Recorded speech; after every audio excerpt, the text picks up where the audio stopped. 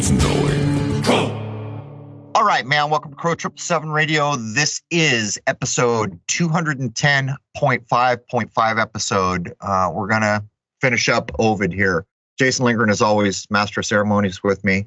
Wayne McCroy, Master of everything else with me. We're going to finish up Ovid. We're going to pick up in and around book 9. This critical point in what we're trying to lay down here because it corresponds with now.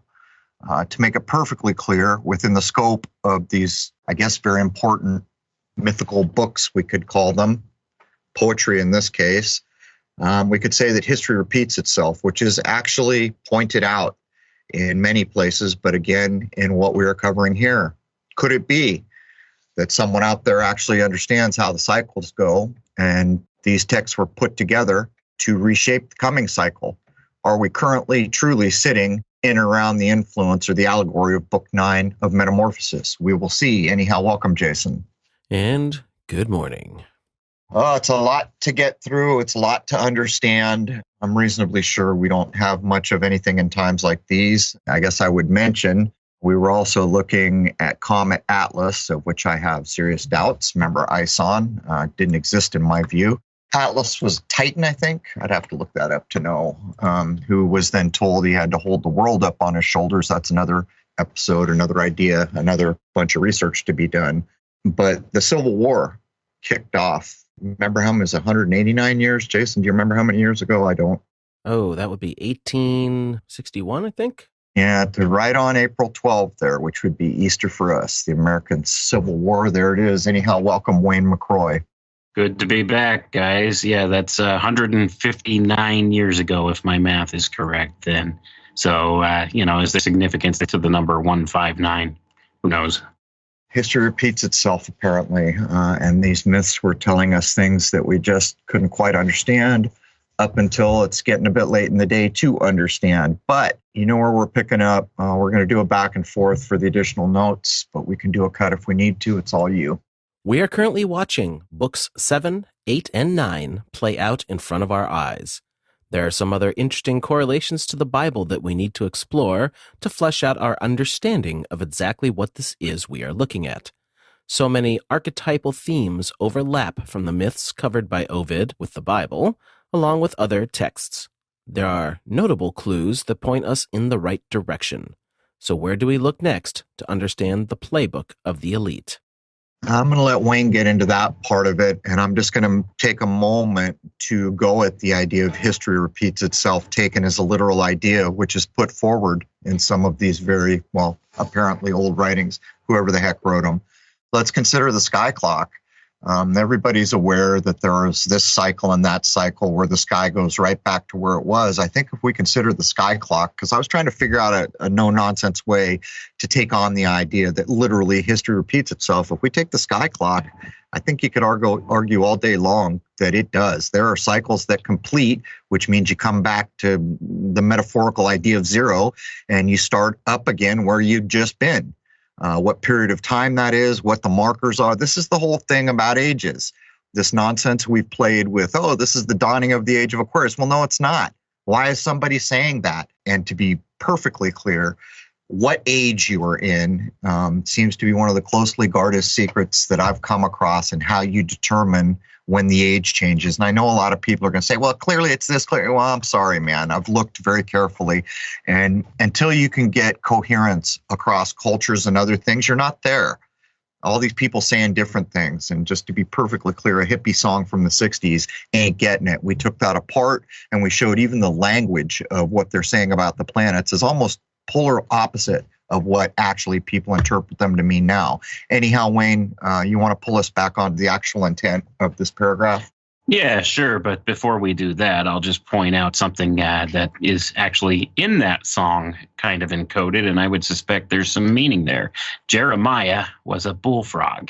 So if anybody wants to look in the book of Jeremiah in the Bible and see what that's about, and then try to equate it to the natural world with, something relating to a bullfrog, there might be something there. We're crossing songs, though. To be clear, I was speaking of the fifth dimension. You're now talking about Three Dog Night, just so people know. Oh, okay. I'm sorry. I was misunderstanding which song you were referencing. But still, even though two different songs about the same basic idea, Yeah. They do often use these forms of art to encode different messages in there. And, Okay. I think we've discussed that like many, many times before. So back to the point, though, it looks like the cycle of time we're in right now, we're really watching book 9 of Ovid's Metamorphoses playing out before our eyes and quickly advancing into book 10. And I think that's part of why the moniker that was given this thing that's going on majorly in the world right now was given to it. It's to point out to people in the know, hey guys, here's where to look to see what's going on with this cycle of time and what the plan is. So if we could look at that and see with a new set of eyes what Ovid has to say, we could really begin to know what's going on in the world around us for real. All right. To be clear, we covered in the last episode, Ovid, hint, hint, hint, 1 through 9, hint, hint, hint. And now we're going to pick up at 10. It's all you, Jason. The next logical place to look is Metamorphoses, Book 10. Book 10 highlights several notable myths. One important one is the story of Pygmalion. Pygmalion is so disgusted with humanity that he carves an ivory statue of a woman and fell in love with her. He asked Venus to make his statue into flesh, and Venus granted his request and blessed the union between the two. The basic Pygmalion story is an archetype that has transcended time and cultures. Variations of the theme can be seen in everything from Shakespeare, George Bernard Shaw, to Pinocchio, and the story told in reverse in a more recent movie called Lars and the Real Girl. It is essentially the archetypal story of the golem of alchemical thought and has many ties to transhumanism and the replacing of the natural with the artificial. Man, in his hubris, believes he can create something greater than God. I'm going to kick this just straight over to Wayne, but I will mention there's an old classic maybe a little past the golden age movie called Pygmalion. I'm doing this from memory. I hope I'm not messing this up. If I am, give me a pass. But I think it's a story of a Cockney girl who speaks Cockney, and the lords or the betters or the hires make a bet that they can teach her how to act like high society, and she'd fit right in.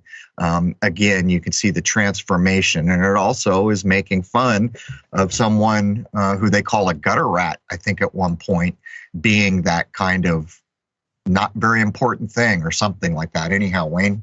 I think you nailed it. I'm pretty sure that's what the whole plot of that movie was. And it does relate back to this story of Pygmalion. I mean, this is an archetype that's been used in multiple forms of entertainment now. And the whole idea behind it is transformation. And it's a transformation from something lesser or something, material to something higher, to a higher form. And that's what this is really equating. And this is being heavily tied in with transhumanist ideas right now, in my view. So that's why I think it's important to touch upon the story of Pygmalion, because you can see where it's an artificial thing with no actual spirit or life in it, and it's being imbued with spirit or life. So if you look at something like, say, Pinocchio, which is a take on this, it's a wooden doll or a wooden puppet. And because of Geppetto's prayers and stuff like that, it's imbued with a life essence or a spirit, and it becomes eventually through the story a real boy. So it's kind of an important alchemical idea. You could see different earlier ideas tied up in this whole concept. Right. And you can always tell by the names. And in Pinocchio, I may be wrong here, too. I'm just pulling so much from memory. I think the cat's name is Cleo, of all things. But to get back to the point, there's one more kind of parallel of this idea that comes from the movie Pygmalion, where the Cockney girl is considered worthless, basically, until she's taught how to speak and act a certain way. And then magically she's worth something. This idea is in Freemasonry when you start getting up to the Royal Arch. The idea that the people who escaped the fall or were taken prisoner at the fall of the temple are asked to prove that they are from the line of the people taken into bondage and not those menial, worthless people who were left behind to deal with the fields. These ideas go on and on and on. And the thing that gets me about it is fake. In Pygmalion, a person is a person. If they speak one way and not the other, does that truly devalue the life of a human being? You can't have it both ways. Either a human being has the divine spark and there was part of this creation, or something else is going on. And I think you can't have it both ways until you start to try to assert that man can become the god of this place, which seems to me an aberration. Anyhow, Jason? Metamorphoses, Book 10, also tells the tale of Atalanta and her suitor, Hippomenes. Hippomenes wins her over by defeating her in a race by tricking her with 3 golden apples. He and Atalanta consecrate their marriage in an ancient shrine and defile a holy place. For their indiscretion, the gods of the shrine turn them into savage lions. The idea of defiling the holy place is a concept we need to keep in mind. So, we know the modern-day correlation of Atalanta, but what does Hippomenes mean? Hippo translates as river, and Menes derives from Manetho, an Egyptian priest of the pre-Coptic era, so Hippomenes could be construed to mean river of the priest, denoting the underground stream of the lineage of the priesthood of the mysteries. This may seem like a stretch for some, but words have meaning, and this would denote a sort of spiritual connection tying Atlanta to ancient Egypt. I think that there is a slew of confirmatory circumstantial evidence that makes the case. So one thing, have you ever been reading a thing, like you'll be reading the Bible and you'll come across Philadelphia and you'll say, well, that's an interesting coinkydink. Well, it's not. It's just not. We used to think these things. These names are being reused, and the people who reused them did it for a reason.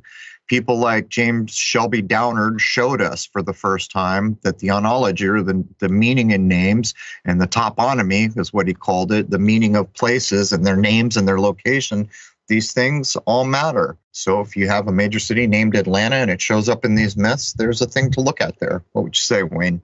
I would say there's also further connotation implied in this story, too. If you look at Atlanta, Georgia, and look at the word Atalanta and what's her suitor. Her suitor's name is Hippomenes. I can't even say it right. But Hippomenes is like Hippocrates. Here's your medicine connection, okay? And the CDC's in Atlanta, Georgia. There's your connection to the medical establishment. I mean, so this is an alchemical marriage between this specific place, which represents ancient Egypt, and the medical establishment. So when we go down the notes a little further here later, we'll see more connections and more lines being drawn. But you'll notice that these two things become savage lions. They're transferred into savage lions. And that should tell people something about our medical system. Metamorphoses, Book 11. Book 11 contains several important stories: the death of Orpheus, the curse of Midas, the foundation and destruction of Troy, the story of Peleus and Thetis. All of these stories have an esoteric significance encoded within, and it is not a coincidence that they wound up being in Book 11.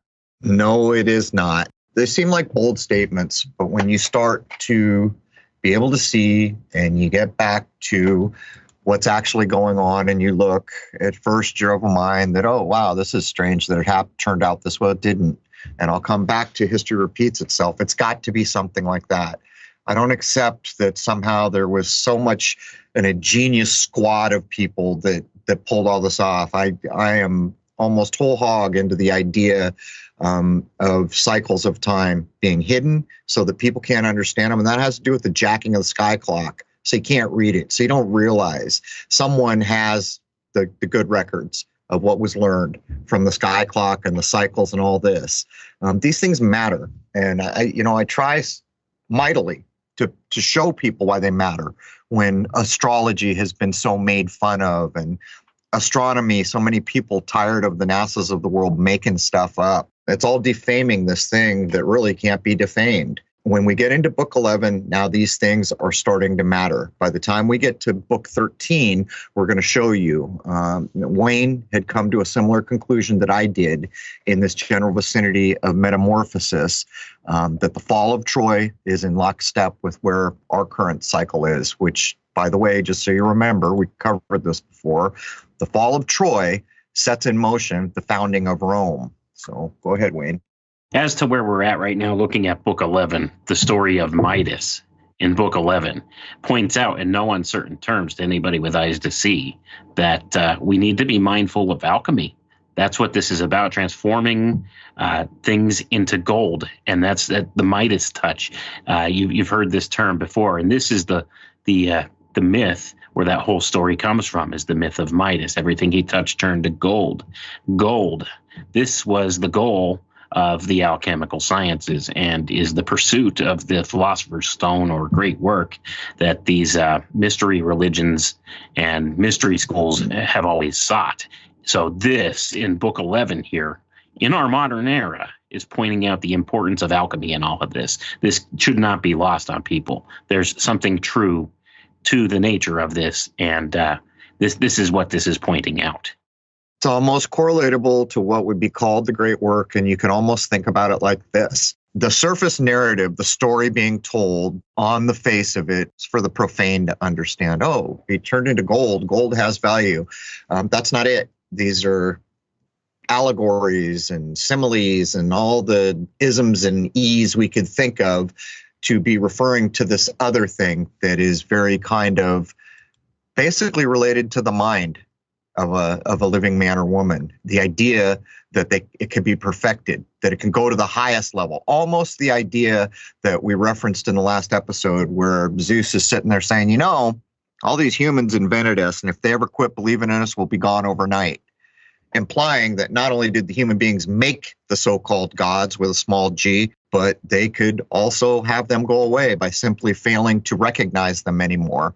All these things are tied up together in weird ways. Would you add anything there, Wayne? No, I think that's a pretty good analogy of what's going on there. Because when you look at this, when you think of these ancient gods, so to say, you're better off when you look at them as aspects of nature. And that's the best way to look at these things. So it's kind of hard for people to get past that whole gods kind of thing with the small g, and look at it just as an aspect of nature, or a type of an idea, a concept.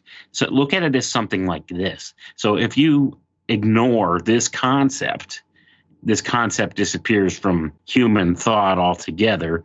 This is kind of similar to what you're saying as to, the opinion of the gods of like humans made us, and if they stop believing in us, we disappear, that kind of thing.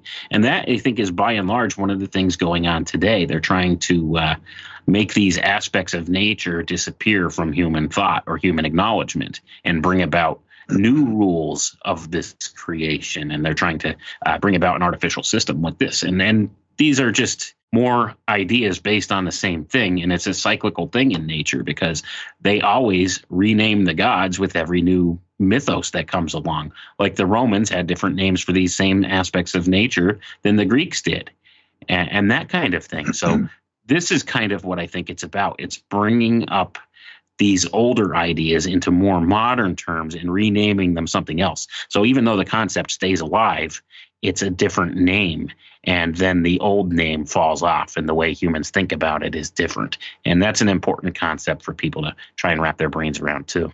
There's another side of this too. One of the myth runs we made, some mythical scholars came in and told me I was full of prunes and you don't know anything, and how can you possibly say the gods are aspects of nature? And I was like, oh my word, how can you possibly say that it's somehow alchemical? The very opening of Ovid takes the 4 alchemical elements, thinking of the world in that way, and it does the creation of the world. In many ways, the Bible is using the exact same ideas in a slightly different delivery. But how can you not say that? If you say that, not only are you missing the bulk of the meaning in this, these stories become meaningless. They're just fairy tales if you go down that road. Oh, so this dude that lived 1 million years ago did something, who cares? That's what it becomes. It becomes a bedtime story for children. Now, when you understand, they start talking about a certain flower sprung up, they're telling you where it is in the calendar. Did everyone forget that nature, in fact, is cyclical? And when a certain flower blooms, you can tie that to a certain time of the year. These kinds of ideas, all the intricacy and the subtlety get lost if you don't go to the broader, provably existent ideas that we're trying to show here. Metamorphoses, Book 12. Book 12 is all about warfare and battle. The expedition against Troy. Achilles in Cycnus. The death of Achilles and his magical armor. The story of Canis. Canis becomes Canius. Okay, so we've reached the part of the story where a lot of people will recognize names like Achilles and Ajax and Ulysses, who is actually Odysseus. This is the importance of understanding the Greek root and then the Romanization later. There's a reason for all these things. Why did the Romans Romanize everything? Well, I think it's about cycles of time. I think the Romans grabbed the Greek cycles of time held in these tales and they Romanized them for the Roman cycle of time. And as they did it, they said, by the way, did you know Zeus sent old Ennius to go found Rome and said that this place would take over the whole world and own it for the rest of time? Hint, hint, hint. But Canis, these ideas, we have constellations, the dog, Canis. But to get back to the point, at this point of the story, Hollywood has got a hold of things. You've seen the movie Troy, and they shuffle things around, and we'll get to that in a moment. And I'm going to let Wayne come back to this book 12 to pull us back into the ideas of book 12. But I will say, just so you understand, this is the problem with film and the television as a learning tool. Besides the fact that Nova is getting ready to release a show that apparently tells you it's good to be fat, they are putting movies on that black box like Troy with Brad Pitt. These stories don't per se follow the lines for some reason. We're about to cover the death of Ajax, but the movie will tell you a whole other story about that. But Wayne, please pull us to 12 so that we can do our due diligence on this book. All right, there's a lot of different things encoded here in book 12. And one of the major ones we could look at is the expedition against Troy. So this is kind of what we're leading into today. There's an expedition at place going against Troy in the modern age. And that's kind of where we're living right now. That's how it appears to me, is there seems to be this campaign to pretty much destroy our economy and thus our Western lifestyle. And that's what I think is going on heavily in book 12. This stuff's encoded, and there's a lot of different other little things encoded within there too, which relate to the fall of our Western society and how certain things have been leveraged against us. And we can see this in the story of Canis. Canis was a beautiful girl who would marry no one. Neptune raped her and then offered to grant her one wish. So her wish pretty much was that Neptune turn her into a man so she couldn't be violated like that anymore. So once again, you could see this whole gender bend thing being leveraged upon here to certain effect. This is something I think is critical to the modern era, because Canis was completely changed, and her name was changed to Canaeus. And in addition to Neptune turning her into a man, he also made her invulnerable to spears and arrows. So you could kind of see, made this transformation impervious to attack. So he kind of held this thing up in high regard. And you could see that in our society today. This has been talked about within the Tavistock playbook and stuff too. And it has to do primarily with keeping our population numbers dwindling, and also with the breaking down of our traditional family unit. So you could see how this is being played as one aspect of this whole expedition against Troy concept. And there's various other things within this book that equate different forms that our society is being broken down with. So it's one of those things to keep in mind. We could go way deeper with a lot of this stuff because there's just so much encoded in these books. But it's hard to really convey in words to people the archetypes and ideas that are being used right now to bring about a certain effect within the world right now, and how it all plays into this whole cycles of time bit that they're utilizing. So where we currently find ourselves, the average man or woman is familiar with these things mostly through what Hollywood has done or other kind of entertainment-based things.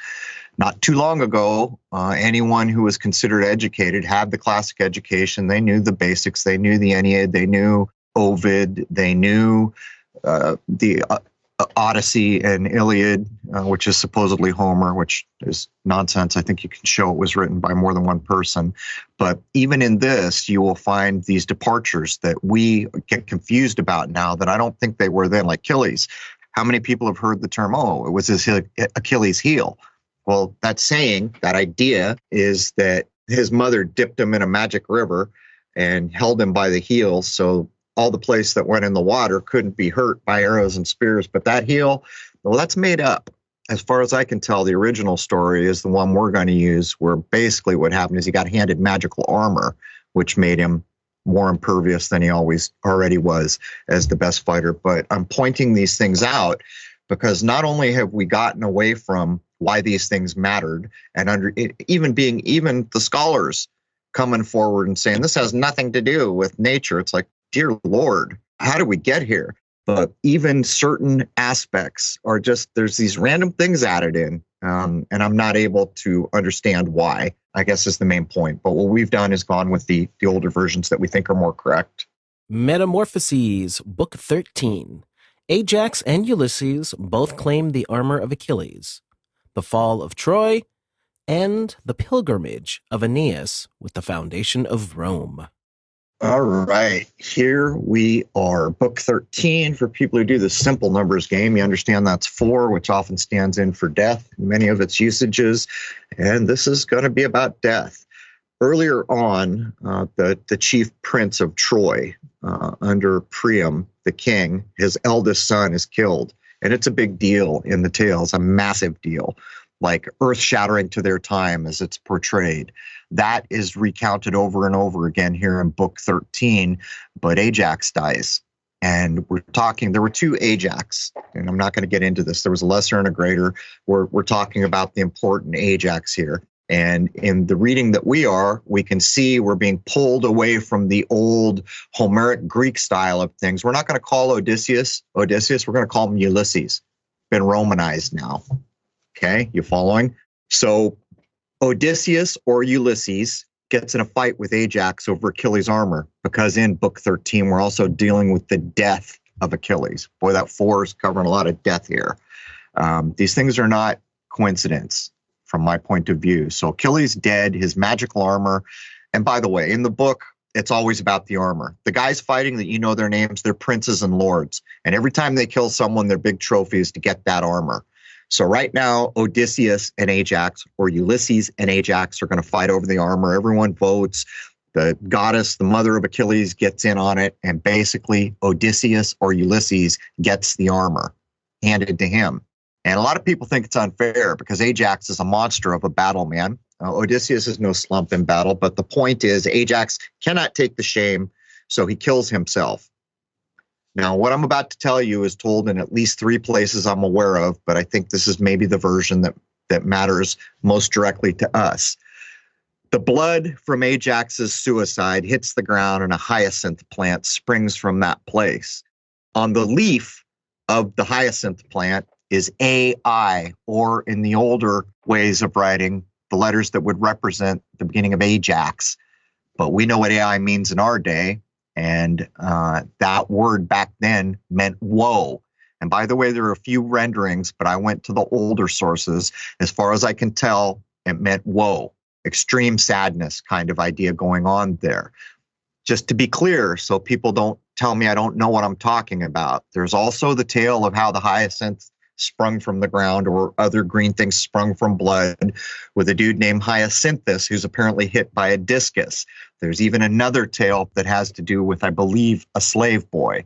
The idea is so important that it's made its ideas into these other tellings, to the point where even you could ask, why do we call a hyacinth the hyacinth? Well, I think you're looking at the reason.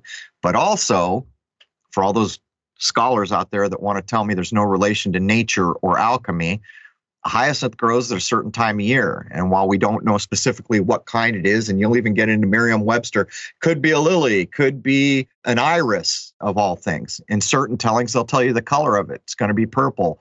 A lot of it's got mixed up. But I think these are all critically important things. I mean, almost seems like we're looking at the first mention of the idea of AI here, based on the blood of the death of Ajax. So I know I kind of wandered around there, Wayne. Still waking up here this morning, I guess. No, that's okay, because that is a brilliant observation on the tale of that.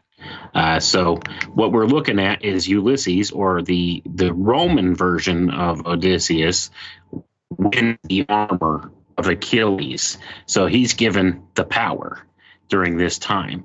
And Ajax, distraught with him being given the power, commits suicide, and the hyacinth comes forth and springs forth the idea of AI. That's a very interesting tie-in right now, because we're looking at who's really in power right now. Who's the ones that are running this show? Well, it's the modern day version of the Roman Empire. So Rome still, as of right now, has the armor of Achilles, but this AI is rising. And with the rise of the AI and being incorporated with the Roman system, there's the potential for that to take over. So we're looking at a big idea when we look at the ideas of Ajax. And I think we need to further explore the personality and the traits and stuff associated with Ajax to better understand where we're going. And that's probably something to look at for a future show, because I'm sure there's a lot to that. But that's an interesting take on things. Even the hyacinth, the symbolic representation of the hyacinth, that all very well correlates to a lot of this different stuff. And I'll be looking at that now with a new set of eyes. The concept of tying the hyacinth to AI. So that makes for some interesting thoughts right off the top of my head. So I'm going to have to explore that avenue more.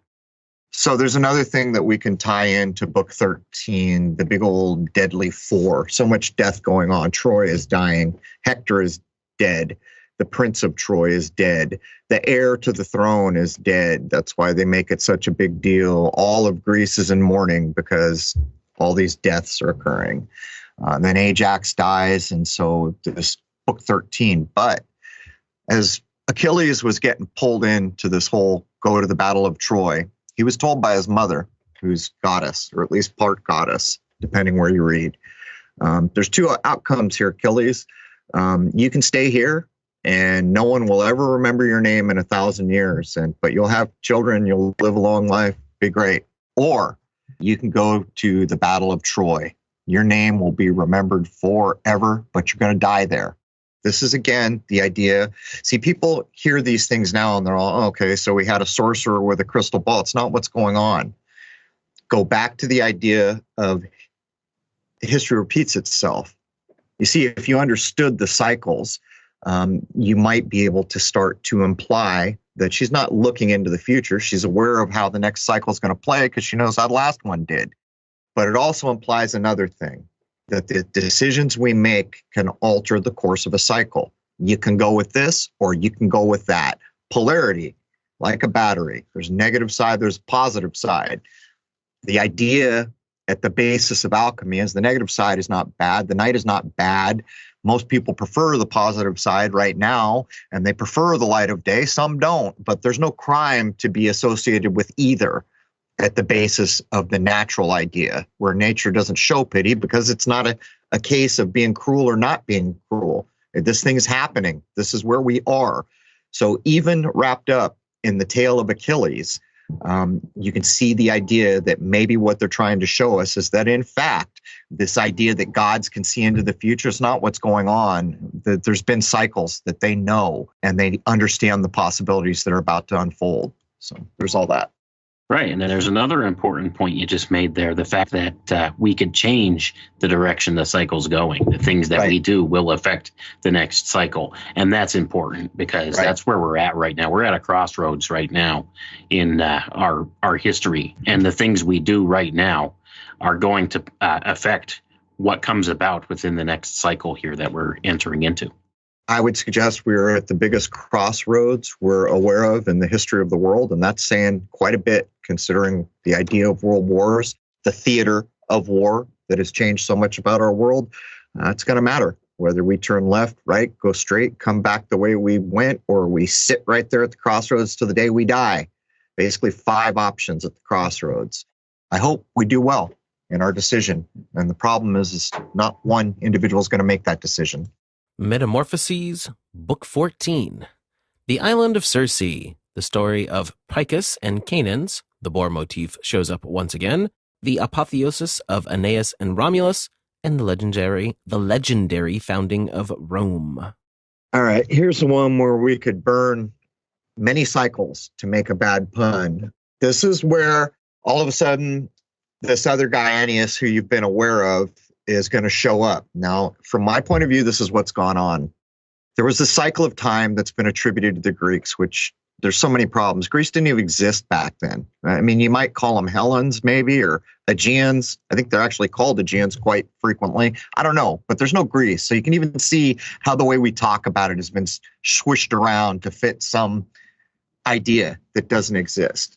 But Aeneas is going to be the main hero in the Aeneid, which we covered earlier, which has directly to do with Aeneas is a Trojan. Troy just fell, got its butt kicked, and all the dudes that could flee. And Zeus says, hey, man, go found Rome. And by the way, it's going to take over the entire world. And by the way, it's going to last forever. Those are some pretty bold words for a tale that was written Lord knows how long ago. Wayne, jump in and offer up what you are, because I know you've got the boar motif in here, and then I'll finish off. Right. The boar motif. Once again, this shows up. And we're talking about, as we'll see when we get to the next book, this is kind of a symbol representing a plague. Okay, and we'll see that because the boar shows up in multiple stories here in Book 14, one of them being the story of Picus and Canaans. What happens during this story is King Picus, who is the ruler of Latium, which would be modern-day Rome or Italy per se, or Rome. This is what's commonly accepted. King Picus was the young ruler of Latium, and his heart belonged to his wife, Canaan's. Circe saw the king hunting one day and desired his love. She created the illusion of a boar running into the thick woods, and he followed the mirage. Then she made the sky dark and presented herself to him. He turned her down because he loved Canaan's, and Circe turned him into a woodpecker. His wife searched everywhere for him, but finally exhausted, she sat down and wept until she disappeared. So you could see how the boar is used to distract the husband in this story and send him off on a quest to find this boar. And that's not really what was going on here. But there's another place in here. This is the island of Circe, okay? Macarius told how he had been one of the men Circe transformed to a swine with a magic drink while they were on her island. He was only changed back to human form because Ulysses, or Odysseus, married Circe and asked for his men's recovery as his wedding gift. So you can see the boar or the wild pig is used quite frequently here. It's used as a representation of plague in other places within the Book of Metamorphoses. And here you could see the motif being tied into other ideas here, like as far as being equated to Circe directly in these two stories. So when you look at this, you could kind of see how the boar or the wild pig is a commonly tied to motif for a lot of different things. So it's just something to pay attention to because it's usually symbolic of something else. And that's the thing. And I think in a lot of the cases that we're looking at now, it's equated more to, say, a plague than anything else. So we'll see. And this will tie forward. People will understand better once we get to book 15. Let me help you out with that and prove it beyond doubt that it's so important that it's reused. What's one of the most recent big honkin' shows that took over the world mind? That'd have to be Game of Thrones, wouldn't it? Was the queen's that name there Circe? How did she get it from her husband? He's killed by a boar. And by the way, if you want to go all the way, in the end, who ends up, in charge? It's the people under the wolf banner. That's Rome. That's the Romulus and Remus story. And there's so much here that I don't think we could possibly cover it. But one of the ideas that symbolized the founding of Rome, which is clearly not true, but yet it's there for a reason, is Romulus and Remus get brought up by a wolf. There's your idea. And there's other actually more realistic versions of that. But in the beginning of what Wayne was saying, I think we should point out versions of the Aeneid. When Aeneas gets over where Rome's going to be, the king that is literally there in the place where the city of Rome is going to start to be built, his name is Latinus. And that's the story I've told about Saturn. Aeneas becomes aware that he needs allies, and he's told about this dude named Saturnus, who ruled over a place called Arcadia, of course. And Arcadia was like the Garden of Eden, just paradise. But Saturnus gave everybody civilization and is described as the first fall of man. in these stories. But there's so much here. I think we're just going to have to keep moving. Metamorphoses, Book 15. Numa takes the throne after Romulus dies. This story discusses how Hercules manipulates black and white pebbles to determine the fate of someone. The doctrines of Pythagoras, these ideas are foundational today. The death of Numa, Rome is struck with a plague. The people appeal to Apollo for help. Apollo redirects them to Asclepius. The god takes on the form of a single giant snake, and Rome recovers. This is, in our estimation, the time when the Asclepius archetype was replaced by the Mercury archetype. The transformation of medicine is traceable right to this spot. All roads do lead to Rome. The apotheosis of Julius Caesar, an allegory for the primacy of the Roman Empire. God, I mean, we could, on some of these books, guys, we could do a whole show, but let's just try to keep it down to a reasonable idea. First of all, Hercules is here. Everyone's heard of Hercules. Why has everyone heard of Hercules till today? You know why? Because these ideas matter to somebody, because they have something to say, because they're holding information that is not going to get lost. Pythagoras. Pythagoras is one of the main personages held up in every secret society in this world. What is it, Jason? Pythagoras is 47th problem. What's the problem? 47th. Yes, that sounds right. But I don't know. I feel like I'm getting it wrong, but people can look it up. Yeah, that's actually Euclid. You're thinking of the 47th problem of Euclid. Sorry. So it is Euclid. Yeah, I'm conflagrating. But Pythagoras is right in there too, because of his mathematical works on other ideas. And, you'll see it used, the triangles and all these things. It goes all the way back to here, these personages. And of course, here's Asclepius. Now, Asclepius actually has a story attributing him to Apollo and his mother Coronis, of all things, and truly a healer, really actually involved in medicine. And I'm with Wayne all day. Ain't what we got. If you got Asclepius, the little symbol you'd see in all your medicine would be a more wooden-looking staff with a single serpent. What we have is the caduceus, this winged thing with double serpents making double eights, the shape of a double eight. And as we've pointed out so often, Mercury has not a damn thing to do with medicine. It has to do with money, with tricksters, with the crossroads, we could go on and on. Go ahead, Wayne. Yeah, it's important that we understand that archetype, whereas Asclepius was the single serpent, Mercury is the double serpent, and that's what's kind of been replaced here with the rise of the Roman Empire, or the apotheosis of Julius Caesar being an allegory for that. So all this stuff kind of ties hand in hand. This is like the replacing of classical natural sciences or alchemical ideas with what we consider our modern science or our modern medical ideas. So this is where you could tie it right back to there, that at Rome, at the crossroads at Rome, is where medicine took the turn. And, once again, all roads lead to Rome, and that's where we're at. Further, if you look at the ideas of Pythagoras, I'm going to read a little line right from Ovid's Metamorphoses here. It says, and this is attributed to Pythagoras, quote, "There is no death, but only change and innovation. What men call birth is but a different new beginning. Death is but to cease to be the same." End quote. And that's from right out of Book 15, The Doctrines of Pythagoras, lines 72 through 75. So that's an important idea that's kind of placed right on the table here. And this talks completely about metamorphosis, or transformation, being a fundamental thing, that there is no true death. It's all about the rebirth. And that's actually what the number 13 also encodes, rather than just the 4 for death. It indicates rebirth. It's the phoenix. And it even says so right here in the Doctrines of Pythagoras. Death even sometimes created life, as with the phoenix that rises from the ashes of its father. So it's new life. It's death equals new life. And that's an idea from Pythagorean thought that's carried forward to today, to the initiates of the mysteries.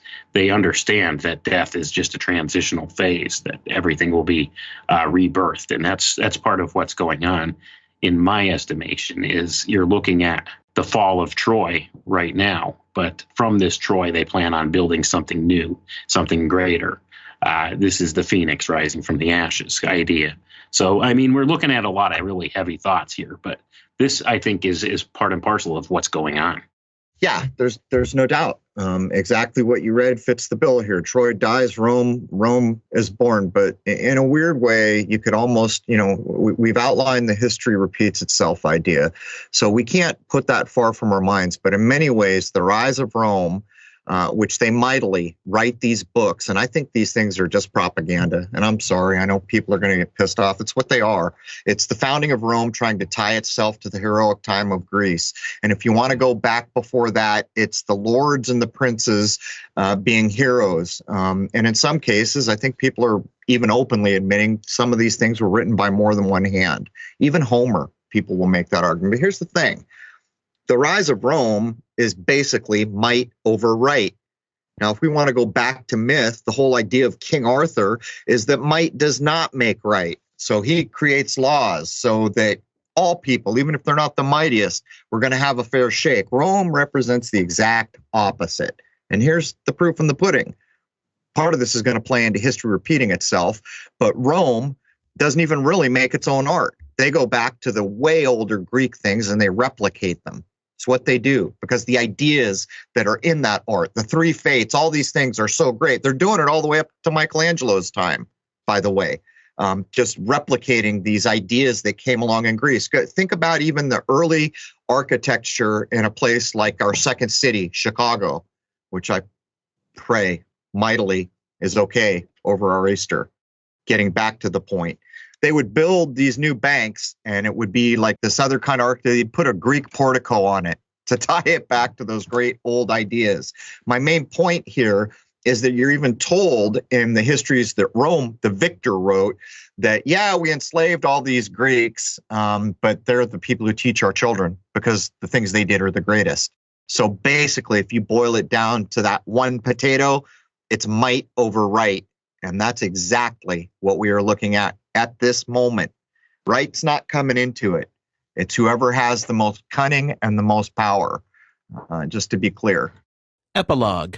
Ovid states plainly that his words will live on forever, and in so doing, claims a sort of apotheosis of his own, immortality. Here's the dang tell, man.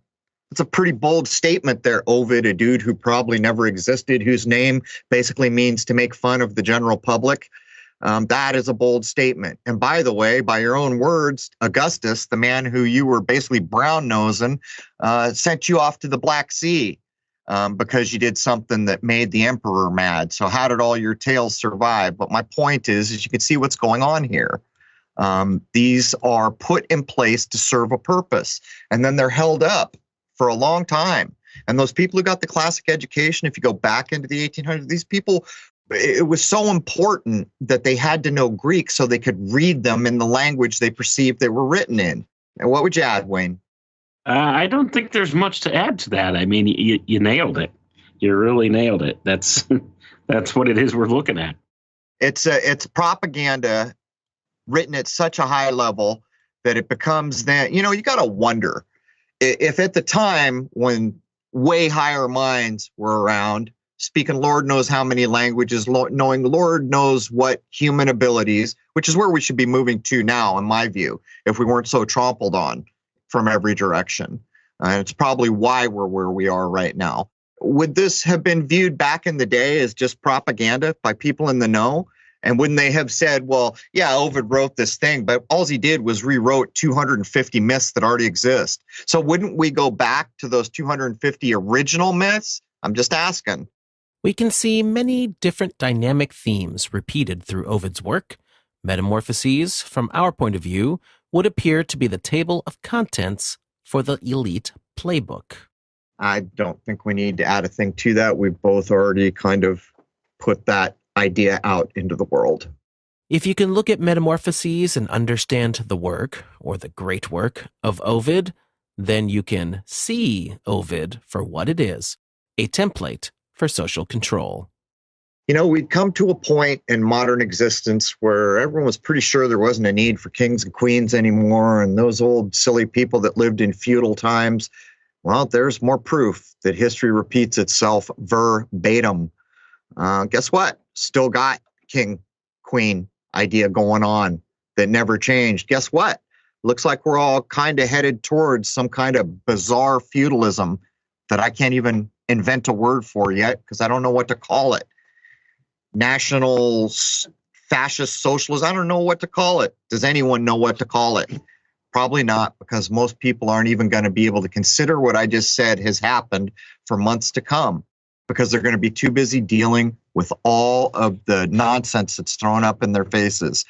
But Wayne, do you want to add anything to this before we jump over and get back on the end of the other timeline?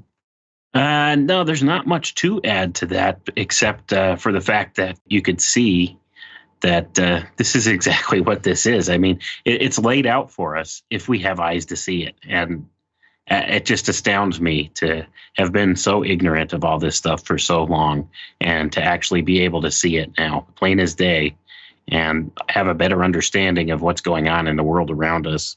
It just boggles the mind. And I hope more people wake up to this and realize that now is the time for us to actually be able to do something to change the cycle we're in and make it a better cycle for us, rather than those who would seek to grab as much control and power as possible of the rest of the world. There it is. If underhanded, dark power places didn't hide the fact that cycles exist, didn't hide the fact that the sky clock is what it is and has always done what it does, if they didn't defame so many of the things that matter, if they weren't about to put out a nova to tell you all it's good to be fat, like the barn wall and Animal Farm, people would have a much better idea of how to deal with it. But at the end of the day, there's never been a time when the betters weren't better in their own minds. But the problem with that is simple. Really, really simple. Does being honest matter? Does being what we refer to as godly matter? Well, if it does matter, then what the hell are these power places on about? You see, there's the conundrum of our time. This is basically might over right. And it's at a level that I don't think we have a historical record to compare to. Even if you go back to some big event like Troy, Troy's one city. You see. All right, man, that brings the first hour of 210.5 to a close. We've actually got so much here, this will run in two parts. These are important things, and we are going to run the second part over at crow777radio.com. There's only one Crow site. It's CRROW777radio.com. There are fraud sites out I get complaints every day from people being defrauded. I've got complaints into PayPal. I think PayPal's teeing up to do a number. But until then, crow777radio.com is the only place. Jason and I do a live stream Sunday nights at 6 p.m. EST or New York City time every Sunday. Wayne and Jane, Wayne, that's a good one. Wayne and Jason do a live stream Wednesday nights, which happens at 9 p.m. Eastern Standard Time, which I show up on occasionally. They have guests a lot. But anyhow, join us for the closeout of Metamorphoses. We maintain that this is just another version of the mythical playbook that is shaping our future based on the cycles of time that have been encapsulated in what we call myth. So join us over at crow777radio.com for hour 2, maybe hour 2 plus, not sure. There it is, man. Cheers.